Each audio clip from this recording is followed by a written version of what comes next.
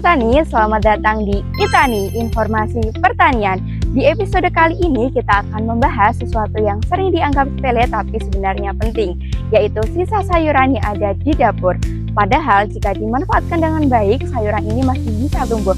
Teknik ini disebut dengan istilah regrow, yaitu menanam kembali bagian tanaman yang masih dapat hidup. Teknik ini efektif digunakan di zaman sekarang karena ramah lingkungan dan juga penanamannya sangat mudah. Penasaran gimana caranya? Yuk kita simak! Regrow merupakan metode sederhana dalam budidaya tanaman dengan memanfaatkan bagian sisa yang biasanya kita buang.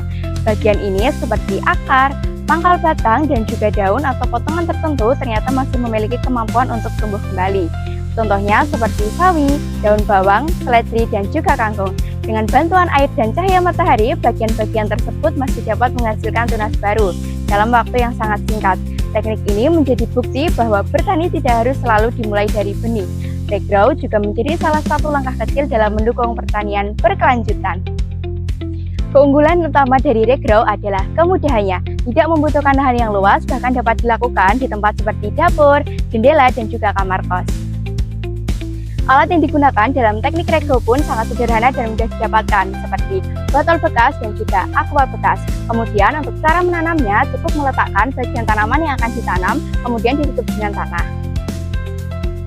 Lalu kemudian setelah ditanam, pastikan tanaman mendapatkan cahaya matahari yang cukup dan dalam beberapa hari tunas baru akan mulai muncul.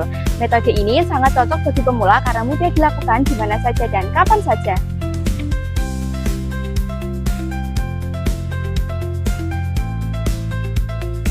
Regrow memberikan banyak manfaat dalam kehidupan sehari-hari. Salah satunya adalah mengurangi limbah organik rumah tangga. Selain itu, kita juga bisa lebih hemat pengeluaran karena tidak terlalu sering untuk membeli sayuran. Tanaman yang dihasilkan pun cenderung lebih segar karena dipanen langsung dari rumah. Secara tidak langsung, regrow membantu menciptakan pola hidup yang lebih hemat dan ramah lingkungan. Walaupun mudah, regrow tetap memiliki keterbatasan. Tidak semua jenis tanaman dapat ditumbuhkan kembali dengan metode ini. Selain itu, hasil yang diperoleh biasanya tidak sebanyak budidaya yang kita lakukan di awal.